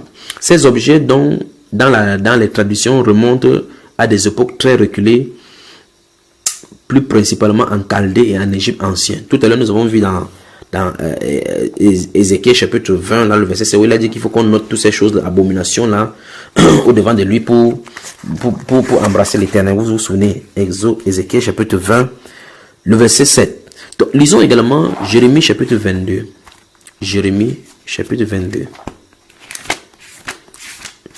Jérémie chapitre 22, verset 24. Jérémie chapitre 22, verset 24. La Bible déclare, je suis vivant, dit l'Éternel. Quand je connais un fils de Joachim, roi de Juda, serait un anneau à ma main droite, je l'arracherai de là. Vous voyez, Dieu lui-même parle de l'anneau à sa main droite, parce que c'était le symbole de l'autorité. Continuons pour voir les symboles d'autorité. Puisque nous sommes dans Jérémie, allons dans Daniel rapidement. Daniel chapitre 5. Daniel. Tout après Ézéchiel. Daniel chapitre 5. Lisons le verset 16, 17, puis le verset 29. Daniel chapitre 5. Donc ça c'est le festin de Bethsaïda, la chute de l'empire babylonien. Lorsque une main a écrit, il fallait que Daniel donne l'interprétation. Souvenez-vous de cela. Allons-y rapidement. Daniel chapitre 5, verset 16 à 17, puis le verset 29. 5, 16 à 17. 16, le verset 16 dit, j'ai appris que tu peux donner, c'est le fils de Nebuchadnezzar qui va demander à Daniel de venir donner l'interprétation. Quand Daniel a vu que le jugement était grave sur le mur. Voici qu'il va commencer à flatter Daniel. La Bible déclare, j'ai appris que tu peux donner des explications et résoudre des questions difficiles. Maintenant, si tu peux lire cette écriture et m'en donner l'explication, tu seras revêtu de pourpre, tu porteras un collier d'or à ton cou, écoutez, et tu auras la 3e place dans le gouvernement du royaume. Daniel répondit en présence du roi, garde tes dons et accorde à un autre tes présents. Je lirai néanmoins l'écriture au roi et je lui en donnerai l'explication. Verset 29 dit, aussitôt Belshazzar donna des ordres et l'on revêtit Daniel de pourpre, on lui mit un collier d'or et on publia qu'il aura la 3e place dans le gouvernement du royaume. Donc même comme il a refusé, on l'a forcé pour qu'il occupe un gouvernement qui va détruire même cette même nuit. Regardez au verset 30 dit clairement que ce gouvernement est tombé cette même nuit. Continuons bien aimés, continuons. Lisons maintenant le livre d'Esther au chapitre 6. Esther. Rentrons plutôt avant le psaume là. Esther. Tout juste après Néhémie. Esther chapitre 6. Ça c'est l'histoire des Juifs et cet homme Aman qui voulait détruire les Juifs. Souvenez-vous de cela. Aman. Prenez le temps de lire également cela. Lisons chapitre 6 d'Esther. Verset 8 à 12. Lorsqu'il va essayer d'humilier Aman, Mardochée, regardez verset 6, chapitre 6, verset 8 à 12. La Bible déclare, il faut prendre, et Aman, souvenez-vous de ceci, Aman, verset 7, et Aman répondit au roi, pour un homme que le roi veut honorer, il faut prendre des vêtements royaux dont le roi se couvre, et le cheval que le roi monte et sur la tête duquel se pose une couronne royale. Remettre le vêtement et le cheval à un des principaux du roi, puis revêtir l'homme que le roi veut honorer, le promener à cheval à travers la place de la ville et crier devant lui. C'est ainsi que l'on fait à l'homme que le roi veut honorer. Et le roi dit à Aman, prends tout de suite le vêtement et le cheval comme tu l'as dit, et fais ainsi pour Mardochée, le juif qui est assis à la porte du roi. Vous voyez là, n'est-ce pas? Donc rentrons au chapitre 3. Rentrons au chapitre 3. Chapitre 3 de ces mêmes Esther, livre d'Esther. Vous vous souvenez, c'est ici quand Aman a dit au roi de le faire, d'aller détruire. Donc allons-y rapidement au verset 8. Alors Aman dit au roi Assuérus, il y a dans toutes les provinces, nous sommes dans le chapitre 3 de Esther. Alors Aman dit au roi Assuérus, il y a dans toutes les provinces de ton royaume un peuple dispersé et à part parmi les peuples ayant des lois différentes de celles de tous les peuples. Et manifestement, partout où les Juifs sont bâtis, ils ont été infestés de coutumes de peuple. Et c'est exactement cette même trajet que l'Église a suivi. Toute fois que l'Église a fait flotter avec le monde a contaminé l'Église. La Bible déclare de celles de tous les peuples et n'observe point les lois du roi. Il n'est pas dans l'intérêt du roi de le laisser en repos. Si le roi le trouve bon, qu'on écrive l'ordre de les faire périr, et je pèserai 10 000 talents d'argent entre les mains des fonctionnaires pour qu'on les porte dans le trésor du roi. C'est terrible.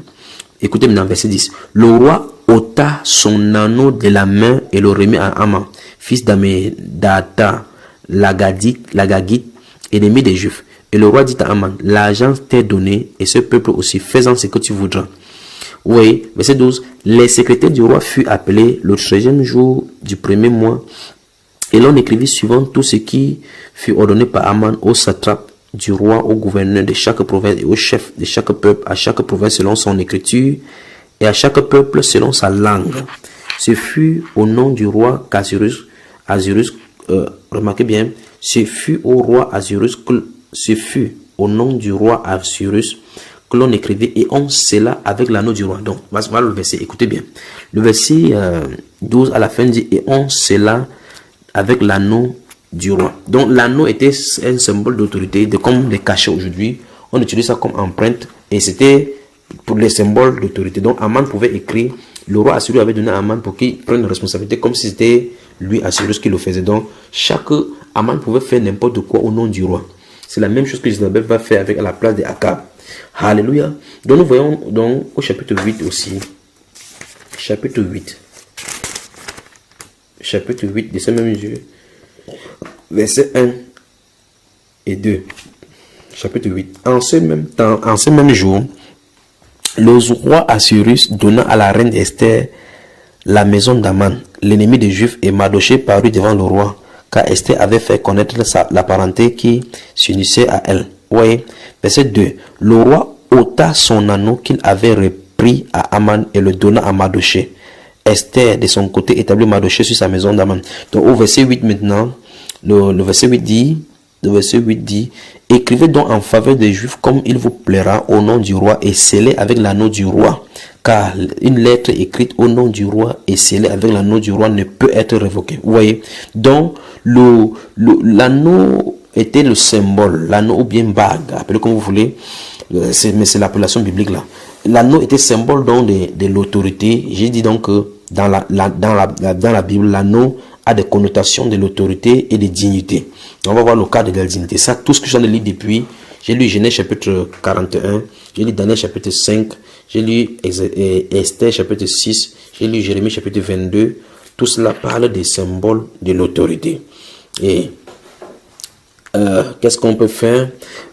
Lisons dans Luc chapitre 15. Vous savez l'histoire de cette femme, de ce garçon qui est perdu, qui est revenu à la maison. Luc chapitre 15. Vous appelez le fils prodigue. Luc chapitre 15, verset 22. Luc chapitre 15, verset 22. Mais le père dit à ses serviteurs, apportez vite la plus belle robe et l'en revêtez. Mettez-lui un anneau au doigt et des souliers aux pieds. Vous voyez? Alors maintenant, vous voyez, maintenant, voici le verset 22 de ce Luc chapitre 15. Souvenez-vous quand son frère va se fâcher. Regardez bien. Allons verset 27 en bas, écoutez. Verset 25. Or, le fils aîné était dans les champs. Lorsqu'il revint et approcha de la maison, il entendit la musique et les danses. Il appela un des serviteurs et lui demanda ce qui c'était. Ce serviteur lui dit, ton frère est de retour et parce qu'il l'a retrouvé en bonne santé, ton père a tué le veau gras. Il s'était mis en colère et ne voulut pas entrer. Son père sortit et le pria d'entrer. Mais il répondit à son père, voici, il y a tant d'années que je te sers sans avoir jamais transgressé tes ordres. Et jamais tu ne m'as donné un chevreau pour que je me réjouisse avec mes amis. Et quand ton fils est arrivé, celui qui a mangé ton bien avec des prostituées, c'est pour lui que tu as tué le veau gras. Mon enfant lui dit, le père, tu es toujours avec moi et tout ce que j'ai est à toi. Donc l'anneau ici, c'est le symbole de dignité. De dignité. Ici, l'anneau ici représente le symbole de dignité. Regardez encore cela dans le livre de Jacques au chapitre 2. Jacques, nous sommes dans le Nouveau Testament là toujours. Du moins, nous sommes maintenant dans le Nouveau Testament. Jacques chapitre 2. Lisons le verset 1, puis le verset 2. Regardons. Verset 1, puis le verset 2. Verset 1, verset 2. Qu'est-ce que la Bible déclare? La Bible déclare, mes frères, que votre foi en notre glorieux Seigneur Jésus-Christ soit exempte de toute acception de personnes. Supposez en effet, écoutez très bien, supposez en effet qu'il entre dans votre assemblée un homme avec un anneau d'or et un habit magnifique et qui entre aussi un autre misérablement vêtu. Si tournant vos regards vers celui qui porte l'habit magnifique, vous lui dites, assieds-toi ici à cette place d'honneur. Vous voyez? Donc ici, l'anneau c'est un symbole de dignité. C'était un symbole de dignité. Les gens qui portaient des grandes choses dans leurs mains. Alors maintenant, qu'est-ce que ça implique donc maintenant? Pourquoi est-ce que nous voyons cela? Je suis d'aller pas à pas, méthodiquement, pour vous montrer tout simplement que l'église est assez allée loin. Maintenant, je m'adresse à ceux qui se disent méthodistes. Vos anciennes annales que les créateurs, les fondateurs de votre dénomination vous a donné, il va se lever à la fin des temps devant Dieu, il va vous condamner à cause de ce que vous avez fait. Vous avez fait des conférences, vous avez introduit les bagues de mariage dans votre dénomination et regardez là où ça a engendré aujourd'hui. Au fur et à mesure, vous en êtes de diluer le message de vos fondateurs et vous êtes loin maintenant, à milieu maintenant de penser que vous n'êtes plus en train de servir Luther, Wesley et autres. Est-ce que c'est là à la base que vous a donné? Imaginez bien comment vous avez, pendant des années, fait des débats au sujet des bagues de mariage et comment ça a amené vos femmes maintenant. Pourtant, vous étiez sur la doctrine originelle comme enseignait la Bible. Oh, méthodistes, revenez à la méthode initiale. Méthodistes, revenez à la méthode initiale. Vous marchez dans le sentier de la justice. Qu'est-ce qui vous a emprunté? Qui vous a ensorcelé? Remarquez bien maintenant, il vous faut une conférence et une repentance et casser toutes ces bêtises, cette dénomination-là et revenir à la sainte doctrine. Oh Seigneur Jésus. Donc, de Genèse chapitre 24, verset 47, nous montre que C'était la coutume déjà dans la zone de la Mésopotamie, c'est-à-dire qu'en Irak ou bien la Babylone. Le verset 10, on a vu clairement que l'histoire s'est passée là-bas à l'intérieur. Donc en scrutant l'histoire, on voit que l'utilisation de ces objets dans les traditions remonte à des époques très reculées, et principalement en Chaldée et en Égypte ancienne. Ceci devait suffire donc pour montrer aux chrétiens qu'ils n'ont rien à faire avec cela. Donc le simple fait qu'on identifie que dans la Chaldée ancienne et dans l'Égypte ancienne, c'est là où on utilise ces choses-là, c'est même suffisant pour montrer qu'on ne doit pas utiliser. On va aller dans la Bible, on va lire beaucoup de choses, on va lire beaucoup d'endroits, beaucoup, vous voyez, les symboles, c'est à quoi ça reste. Remarquez très bien que ce sont ces choses-là qui ont poussé Israël à pécher. Donc, tout à l'heure, je m'arrête donc ici d'abord pour dire quelque chose. Tout à l'heure, j'ai dit que la malédiction, la nudité entraînait directement la malédiction. Regardez par exemple les clips des musiques. Je vais revenir par rapport au boucle et à la chaîne, parce que je voulais parler de la chaîne là, des anneaux avant que ça m'est venu à l'esprit. Regardez les clips des musiques à la télévision et voyez comment les femmes danseuses sont nues. Remarquez très bien, en montrant leur postérieur à la caméra pour ainsi mettre la malédiction sur tous ceux qui regardent. En plus de cela, regardez bien que les hommes qui sont là-bas portent généralement des croix au cou, qui est un symbole de malédiction. Donc, ils portent des tatouages, ils montent les grosses voitures avec des dents en fer. Tout ce que Dieu a interdit, c'est ça qu'ils font. Et c'est ça qu'ils infestent le monde avec. Et vous ne voyez pas. Honte à vous les chrétiens. Honte à vous les pasteurs qui mettez ça à la maison et les gens voient. Honte à vous qui mettez les grands placements pour vanter de votre luxure dans la maison. Et les gens viennent vous mettre une musique mondaine. Honte à vous. Honte à vous. Si vous avez l'esprit de sainteté en vous, vous rejetterez ces choses. Quelle puanteur. Quelle puanteur. Des objets de malédiction. Et voilà les évangélistes de Satan qui les prêchent. Et toi et ta femme, vous regardez pour voir. D'autres tournent les films pornographiques, tu vas mettre pour voir avec ta femme. Donc revenons dans la Bible. Dans le livre des Juges, chapitre 8. Avant d'entrer dans Genèse. Nous parlons, je suis au niveau des boucles d'oreilles et de l'anneau. Je vais tout à l'heure toucher l'anneau de mariage de la femme. Le bague de mariage, il faut qu'on voit son origine. Juge chapitre, on va revenir dans Exode, dans Genèse également. Juge chapitre 8. Je vais vous montrer quelque chose, mes chers amis. Le livre des Juges, chapitre 8. Juge chapitre 8. Permettez-moi de trouver, bien aimé. Chapitre 8. Lisons le verset 13 à 27 et regardons ce qui est écrit. Juge chapitre 8, verset 13 à 27. Regardons. La Bible déclare, verset 13. Gédéon, fils de Joas, revint de la bataille par la montée de Hérès. Il saisit d'entre les gens de Sukkot un jeune homme qu'il interrogea et qui lui mit par écrit les noms des chefs et des anciens de Sukkot, 70 hommes. Puis il vint auprès des gens de Sukkot et dit, voici Zébak et Tsalmouna, au sujet desquels vous m'avez insulté en disant, la main de Zébak et de Tsalmouna est-elle déjà en ton pouvoir pour que nous donnions du pain à tes hommes fatigués? Et il prit les anciens de la ville et châtia les gens de Sukkot avec des épines du désert et avec des chardons. Il renversa, écoutez très bien, il renversa aussi la tour de Péniel et tua les gens de la ville. Il dit à Zérak et à Zébak et à Tsalmouna, comment étaient les hommes que vous avez tués au Tabor? Il répondit, ils étaient comme toi, chacun avait l'air d'un fils de roi. Il dit, c'était de mes frères, fils de ma mère. L'Éternel est vivant, si vous les eussiez laissés vivre, je ne vous tuerai pas. Et il dit à Jéter, son premier-né, lève-toi, tue-les.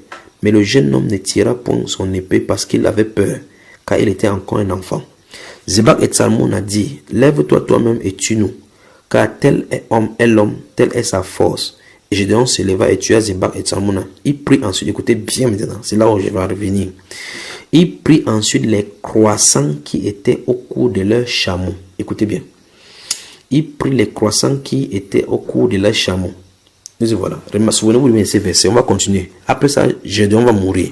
Nous allons tourner au chapitre suivant, au verset suivant, au volet suivant des tournures.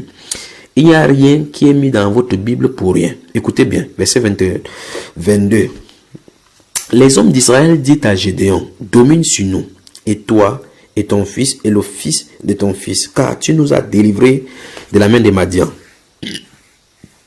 Gédéon leur dit, je ne dominerai point sur vous, et mes fils ne domineront point sur vous. C'est l'Éternel qui dominera sur vous. Voilà, jusqu'ici, il a bien fait.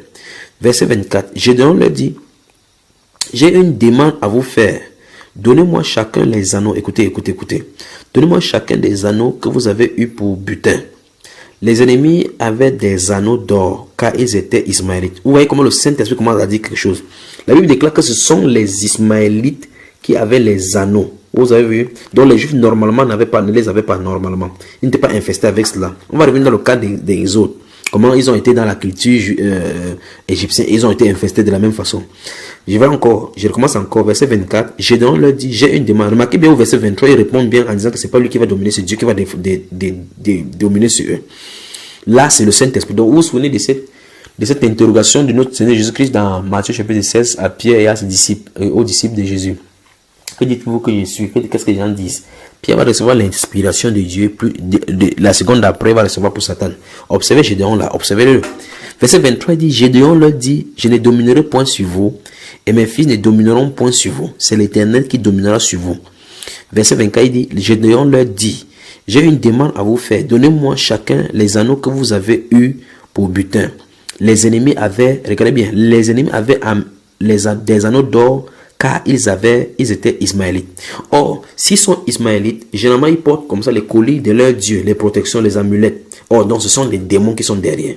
Verset 25, il dit, nous les donnerons volontiers. Et ils étendirent un manteau sur lequel chacun jeta les anneaux de son butin. Le même esprit qui avait causé le veau d'or au désert est en train de se passer ici.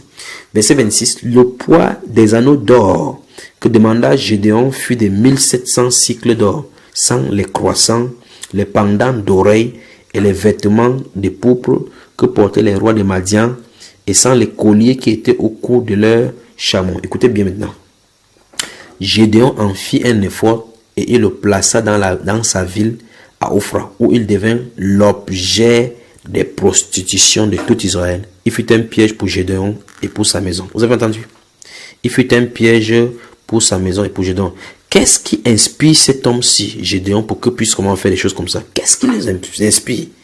Qu'est-ce qui les inspire? Pourtant, Dieu avait donné exactement la fabrication de l'éphod. Comment fabriquer l'éphod dans le livre d'Exode. Il connaissait cela. La Bible déclare ici, verset 27, Gédéon en fit un éphod et il le plaça dans sa ville, à Ophra, où il devint l'objet des prostitutions de tout Israël. Remarquez très bien, à cause des boucles d'or et des anneaux d'or. Et il fut un piège pour Gédéon et pour sa maison. Pourtant, il a dit que c'est Dieu qui va régner. Il vient de fabriquer maintenant une divinité étrangère. Il l'a placé. Et ça qui a fait tomber toute sa famille et toute la maison. Qu'est-ce que vous en dites, mes chers amis? Regardons contrairement cela dans Genèse chapitre 35. Pour vous montrer ce qu'il en est. Genèse chapitre 35. Si vous avez marché avec Dieu, vous priez, Dieu vous répond, et vous n'avez pas encore lu cela, vous n'avez pas encore compris ces choses aussi, comprenez aujourd'hui au nom de Jésus-Christ. Et je crois que le verset qu'on va appeler ici, ce sera la même chose. Genèse chapitre 35, verset 1 à 4. Écoutez bien. Dieu dit à Jacob, lève-toi, monte à Bethel. Souvenez-vous, Bethel, ça veut dire maison de Dieu, et demeure-y. Là, tu dresseras un autel au Dieu qui t'a apparu lorsque tu fuyais Ésaü. Remarquez bien, mes chers amis, je vais d'abord dire quelque chose ici. Voici Dieu qui se révèle à Jacob. Il s'est toujours révélé à Jacob. Il a même bagarré avec lui au chapitre 32, chapitre 33. Dieu ne lui dit pas qu'il y a quelque chose chez eux. Jacob, qui est prophète, marche avec sa femme Rachel, qui va même voler le tébérin, le dieu de son père Laban, caché au-dessus d'elle. Jacob va même donner les malédictions jusqu'à ce que ça fait que sa femme soit tuée à cause de cela. Je vais dire quoi? Je vais dire que le fait que vous soyez en contact avec Dieu, ou bien que Dieu répond à vos prières, ne veut pas dire qu'il est en règle avec vous. Vous êtes en règle avec lui. Jacob va arriver ici. Jacob va entrer dans un autre niveau de révélation de la personne de Dieu. Dieu, remarquez bien que Dieu lui apparaît et lui dit, monte, lève-toi, monte à Bethel. Dieu ne lui dit rien par rapport à ce qu'il va faire. Or, Bethel veut dire maison de Dieu. Vous allez comprendre quelque chose là maintenant. Au verset 2, lorsque Dieu dit comme ça, Dieu quitte la scène. Maintenant, c'est Jacob qui prend par révélation. Jacob dit, la Bible déclare verset 2, Jacob dit à sa maison et à tous ceux qui étaient avec lui, ôtez les dieux étrangers qui sont au milieu de vous purifiez-vous et changez de vêtements. Vous vous souvenez tout à l'heure, je vous ai parlé d'Exode chapitre 19. Chaque fois quand il y a ces révélations-là, il y a ces choses qui vont se passer, la sanctification extérieure. Qu'est-ce qui se passe ici? Jacob sait très bien que tu ne peux pas avoir un Dieu, un autre Dieu devant la face de l'Éternel. Encore moins dans sa maison. Souvenez-vous dans le livre de Samuel, lorsqu'on va prendre l'âge de l'Éternel, aller chez Dagon. On va mettre Dagon et l'âge de l'Éternel dans une même maison. Dagon va se prosterner. Donc Jacob savait très bien qu'il ne peut pas entrer à Bethel avec les dieux étrangers au milieu de. C'est pour ça qu'il a demandé qu'on se sanctifie. Jacob savait que Dieu devait les terroriser là-bas. Or Jacob, ça veut dire que, remarquez très bien comment il appelle ici Jacob. Ça veut dire que Jacob se compromettait encore. Il y avait les dieux étrangers au milieu de. Il voyait. Maintenant, comme il a vu que Dieu est apparu pour dire que monte là-bas, il a dit que purifiez-vous. Verset 3, souvenez-vous, je vais seulement vous regarder qu'il a dit purifiez-vous et changez de vêtements. Donc, depuis qu'il marchait, les vêtements ne causaient pas de problème, mais pour aller devant Dieu, il fallait changer cela. Donc, vous maintenant, au nom de Jésus-Christ, vous qui m'écoutez, changez des vêtements, purifiez-vous, changez votre façon d'agir. Enlevez vos jeans délavés, vos jeans destroy, vos pantalons moulants qui vous mouillent le derrière là. Enlevez les dos nus, les ventres nus, tous les vêtements qui servent vos seins, vos corps. Enlevez les changez de vêtements, purifiez-vous, ôtez ces dieux étrangers du milieu de vous, ôtez-vous, afin que vous soyez vraiment le temple de Dieu. La Bible déclare dans 1 Corinthiens 3, 16, 17 que notre corps est le temple du Saint-Esprit.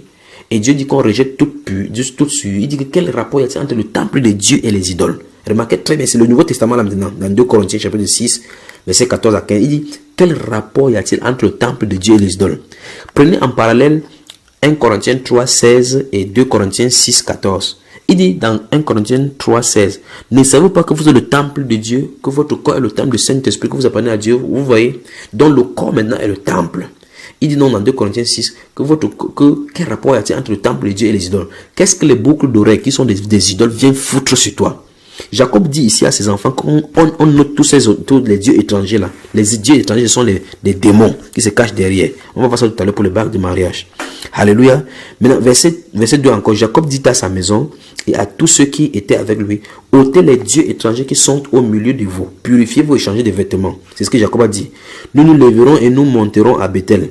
Là, je dresserai un autel au Dieu qui m'a exaucé dans le jour de ma détresse et qui a été avec moi pendant le voyage que j'ai fait. Il sait très bien, il sait, un prophète, tout prophète doit savoir cela. Tu ne peux pas te présenter devant Dieu, la sainteté de Dieu avec un Dieu étranger sur toi. Tu seras livré en spectacle. Verset 4. Il donnait à Jacob tous les dieux étrangers qui étaient entre leurs mains et les anneaux qui étaient à leurs oreilles. Jacob les enfouit sous le térébin qui est près de Sichem. Souvenez-vous, tournez comme vous voulez tourner en disant qu'il y a Dieu étranger et les anneaux. C'est votre problème. Mais Jacob a dit ôtez les dieux étrangers qui sont au milieu de vous. Purifiez-vous et changez de vêtements. Ils ont enlevé tout. Les boucles d'oreilles et autres. Faites de même aujourd'hui. Au nom puissant du Seigneur Jésus-Christ de Nazareth. Maintenant, si vous lisez Exode, je vais seulement citer maintenant et on va avancer rapidement. Si vous lisez Exode, non, allons là-bas. Lisons cela. On ne peut pas lâcher ceci comme ça. Exode, chapitre... On va lire 3 passages dans Exode, chapitre 32, verset 1 à 5. Regardez. Verset 1 à 5. Exode, chapitre 32, verset 1 à 5. Le peuple, voyant que Moïse tardait à descendre, exactement comme Jésus-Christ tarde à venir maintenant, s'assembla autour d'Aaron. Ils sont venus à côté de leur pasteur en disant que pasteur, on peut porter le boucle d'oreille, ça fait quoi? Le pasteur dit non, rien. On peut porter le pantalon, non, ça fait quoi? Rien. On peut se maquiller, ça fait quoi? Non. On peut porter ses faux cheveux, non. Je dis non. L'essentiel dans le cœur. Comme les gens ont déjà eu le réflexe pentecôtiste de dire Amen, Alléluia, de dire Jésus est bon, Dieu est bon, alors on confond tout le monde aux chrétiens. Ne t'inquiète pas, même Satan est religieux. Donc, Exode chapitre 32, la Bible dit de verset 1, le peuple voyant que Moïse tardait à descendre de la montagne, s'assembla autour d'Aaron et lui dit, allons, faites-nous un Dieu, c'est terrible, faites-nous un Dieu qui marche devant nous, car ce Moïse, cet homme, maintenant ils ont commencé à l'appeler cet homme. Cet homme qui nous a fait sortir du pays d'Égypte, nous ne savons ce qu'il est devenu. Donc, je vous dis, bien aimé, dans le monde entier, tous les parcours prophétiques qu'Israël a parcouru, l'Église va passer par là. Que vous l'admettez, de toute façon, nous sommes à Babylone maintenant. Nous sommes à Babylone là, nous sommes en plein Babylone. L'apostasie est en train d'aller grandissant. Donc, la Bible déclare verset 2, Aaron leur dit, écoutez très bien, c'est là où je vais vous en venir. Aaron leur dit, ôtez les anneaux d'or qui sont aux oreilles des 1. Vos femmes et vos fils et de vos filles. Vous avez vu? Vos femmes, vos fils et vos filles. Et apportez-les-moi. Verset 3. Et tous ôtaient, souvenez-vous de ce verset 2. Et tous ôtaient les anneaux d'or qui étaient à leurs oreilles. Et ils les apportaient à Aaron. Il les reçut de leurs mains, jeta l'or dans un moule Et il fit un veau en fonte. Et il dit, Israël, voici ton Dieu qui t'a fait sortir du pays d'Égypte. Lorsqu'Aaron vit cela, il bâtit un autel devant lui et il s'écria, demain il y aura une fête en l'honneur de l'Éternel. C'est terrible. Le verset 2 dit, Aaron leur dit, ôtez les anneaux d'or qui sont aux oreilles de vos femmes, 1, de vos fils 2 et de vos filles 3, et apportez-les-moi. Le verset nous révèle que les femmes et les hommes portaient des boucles d'oreilles. Or, ce n'est pas normal chez les hommes, chez les Israéliens. Ça montre donc qu'Israël avait été, parce que ce sont les Égyptiens. Quand vous regardez dans l'histoire antique, ce sont les Égyptiens qui avaient les hommes qui portaient les boucles d'oreilles et les femmes dans leurs boucles d'oreilles. Or, Israël a été infesté par cette culture en sortant jusqu'à ce qu'ils avaient les boucles d'oreilles. Donc, Aaron dit clairement que les hommes avaient les boucles d'oreilles. Or, lui, sacrificateur, il n'avait pas ça dans ses oreilles. Vous voyez? Il dit que ôtez-vous, parce que c'est eux qui avaient cela. Donc, le peuple marchait un peu comme tout à l'heure, on a vu dans Genèse chapitre 35, Joseph, comment il s'appelle, Jacob marchait avec son peuple, ils avaient des boucles d'oreilles sur eux, ils ne disaient rien. Mais regardez là où ça les a conduits. Jacob a eu la grâce là que Dieu lui a révélé que monte là-bas à Bethel. Il a changé ça rapidement. Regardez ce que Gédéon a fait, ce que nous avons vu dans Juge chapitre 8, comment il a fini par construire un Dieu avec. Chaque fois que le peuple de Dieu a avancé avec les boucles d'oreilles avec eux, ils ont constitué des démons pour commencer à adorer. La Bible est claire dans 1 Corinthiens 3,16. Notre corps est le temple du Saint-Esprit. La Bible pose la question dans 2 Corinthiens 6, 14, 15. Quel rapport y a-t-il entre le temple de Dieu et les idoles? Nous sommes son temple. Comme Dieu a dit, je marcherai au milieu d'eux. Comme Dieu a dit qu'il va marcher au milieu de nous, il sera notre Dieu. Autant ces choses-là du milieu de nous, mes chers amis, mes chères filles, mes chères sœurs. Débarrassons-nous comme Joseph a dit de se débarrasser pour que Dieu puisse être son temple. Amen. Souvenez-vous de ces péchés qui se passent au chapitre 32 ici. Dieu n'a jamais pardonné ces péchés à Israël. Souvenez-vous de cela. Souvenez-vous, le verset 30 à 35, si vous voulez savoir, le verset 30 à 35, lisez exactement ce qui est écrit. L'Éternel va dire, d'abord dans ce verset 30 à 35, que le lendemain, Moïse dit au peuple, vous avez commis un grand péché. Je vais maintenant monter vers l'Éternel. J'obtiendrai peut-être, Moïse savait très bien qu'ils avaient touché la ligne rouge. J'obtiendrai peut-être le pardon de vos péchés. Moïse retourna vers l'Éternel et dit, ce peuple a commis un grand péché. Ils se sont fait un veau d'or, un dieu d'or. Pardonne maintenant leurs péchés, sinon efface-moi de ton livre que tu as écrit. L'Éternel dit à Moïse, c'est celui qui a péché contre moi que j'effacerai de mon livre. Va donc conduire ce peuple, écoutez bien, où je t'ai dit, voici mon ange marchera devant toi. Écoutez bien maintenant, Dieu parlait. Mais au jour de ma vengeance, je les punirai de leurs péchés. L'Éternel frappa le peuple parce qu'il avait fait le veau d'or fabriqué par Aaron. Donc Dieu n'a jamais pardonné ce péché à Israël. À cause de quoi? Des boucles d'oreilles. À cause de quoi? Des boucles d'oreilles. Donc mes chers amis, j'ai dit tout à l'heure que je devais revenir sur la nudité. J'ai tenté de parler de ces boucles d'oreilles pour vous montrer. J'ai établi d'après la Bible ce qu'on appelait anneaux. Les anneaux d'or, les anneaux d'argent et autres, ainsi de suite. C'était les symboles de l'autorité et de dignité. Je vous ai montré dans Jérémie chapitre 22, verset 24, Genèse chapitre 41, Genèse chapitre 24, Daniel chapitre 5, Esther chapitre 6, il y en a encore dans Exode. Donc maintenant, je disais donc que comme la nudité entraîne automatiquement la malédiction, ainsi la Bible nous montre que le port de ces objets entraîne inéluctablement l'idolâtrie. On vient de voir cela. C'est-à-dire que soit ce sont les démons, soit ce sont le Dieu moi qui est attaché. Imaginez combien de femmes aiment les bijoux. Imaginez seulement les mèches et ces choses-là. Imaginez le rapport. Quand quelqu'un touche à leurs bijoux, ce qui se passe dans leur cœur. Voilà pourquoi en m'écoutant maintenant, des tensions se lèvent dans ton cœur. Oui, race de vipères. Accomplissez les desseins de votre père. Donc, la bague ou bien l'anneau n'était jamais utilisé dans les mariages chrétiens. Ça n'a jamais fait le cas. Ce sont les Romains qui ont répandu dans leur empire son utilisation. Et dans l'utilisation moderne, signalons que d'après certains, la première femme à avoir porté les bijoux en diamant serait Agnès de Sorel, qui a vécu de 1422 à 1450. Elle était la maîtresse de Charles VII. C'est à cette époque que remonte la tradition de porter une bague de mariage en diamant.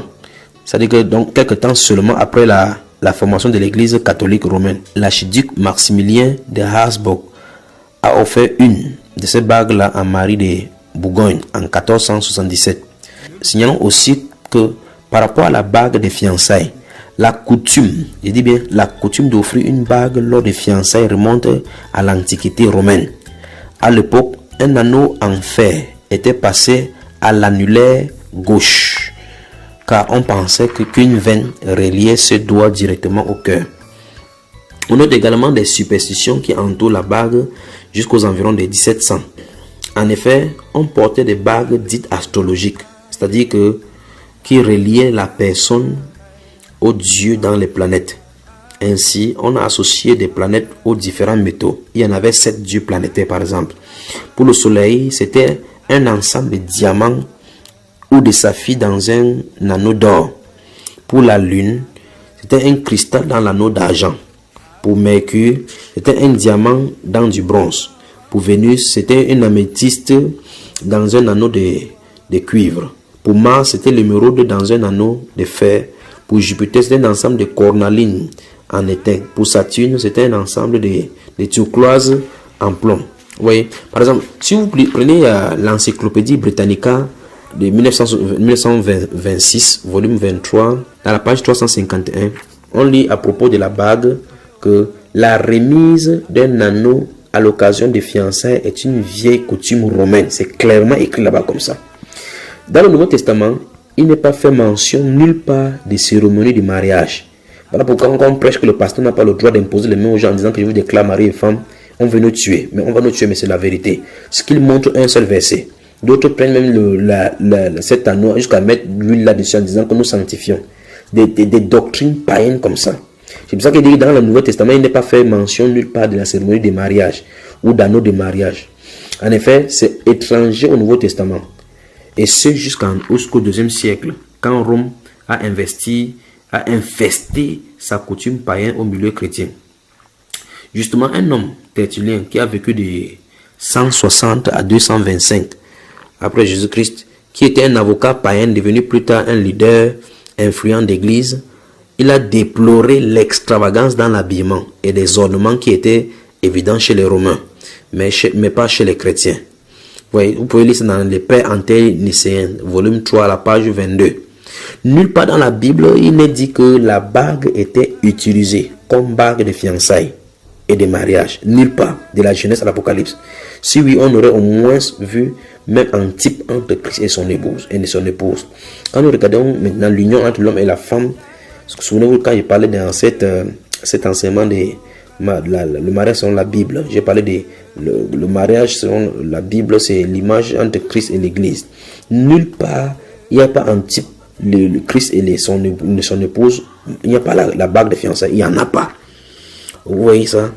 Le plus ancien type de bague dans la Bible est la chevalière, symbole de l'autorité, et c'est chez les païens, comme on a vu dans le livre de Genèse là. Les premiers anneaux de fiançailles chez les chrétiens ont été trouvés dans les catacombes romaines, des sépulcres souterrains creusés en dehors de la ville de Rome environ 200 après Jésus-Christ.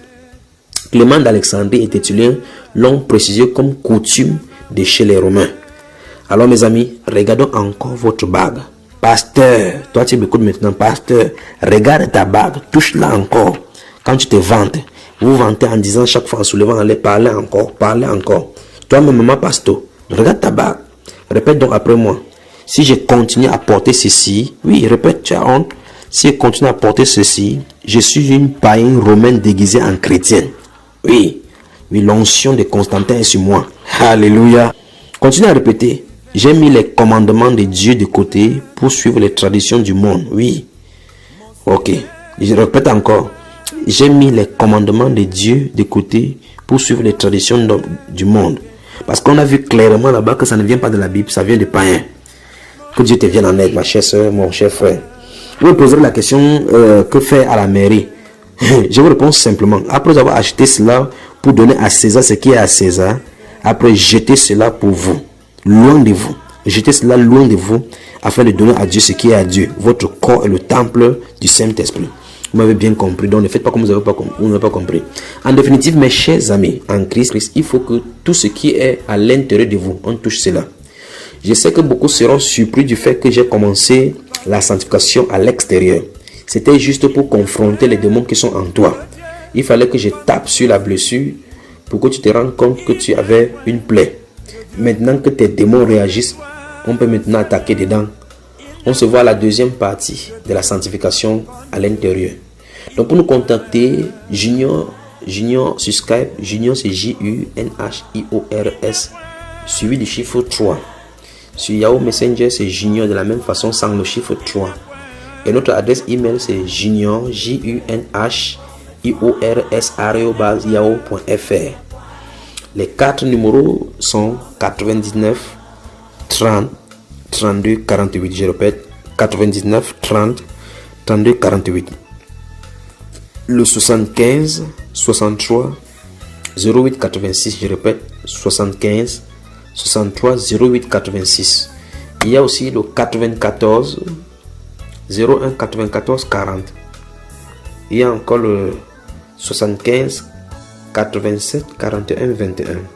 Et enfin le 5e numéro 33 13 91 00. 33 13 91 00. N'oubliez pas de préciser l'indicatif du Cameroun qui est le 237. Que le Dieu Tout-Puissant vous parle dans vos cœurs après cet enseignement. Au nom du Seigneur Jésus-Christ. Amen. Amen. Amen. Je vous aime mes soeurs. Je vous aime mes soeurs. À bientôt pour la deuxième partie pour la sanctification intérieure des femmes. Que Dieu vous bénisse. Restez bénis. Méditez avec la parole. Allez devant Dieu. Pleurez devant lui. Souvenez-vous. Luc chapitre 14 verset 25 à 33. Méditez-y. Que Dieu vous bénisse. Amen.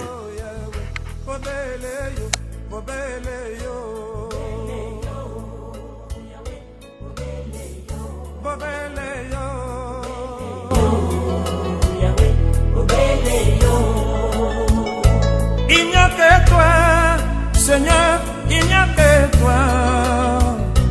Il n'y a que toi, Jésus, il n'y a que toi. Il n'y a que toi, Seigneur, il n'y a que toi.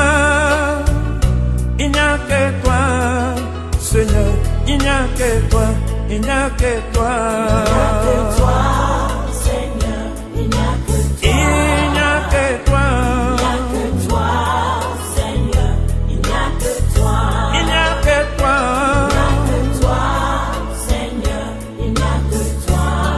Il n'y a que toi, Seigneur, il n'y a que toi.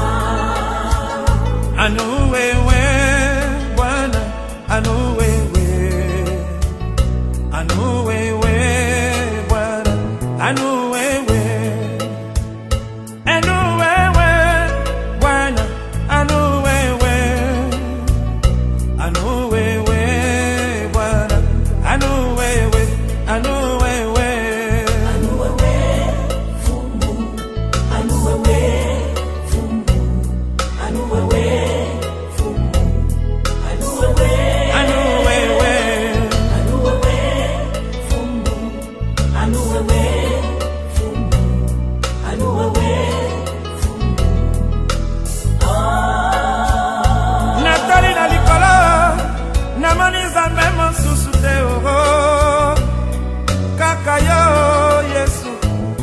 Kakayo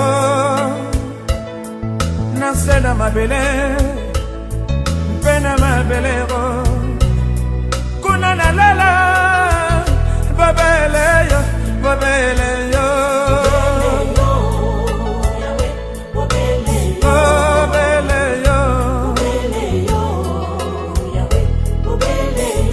Babeleyo Nakanisa kinakalanga Nakangama kina banzamba bikeko Wana pamba Lelo masi ya bikisima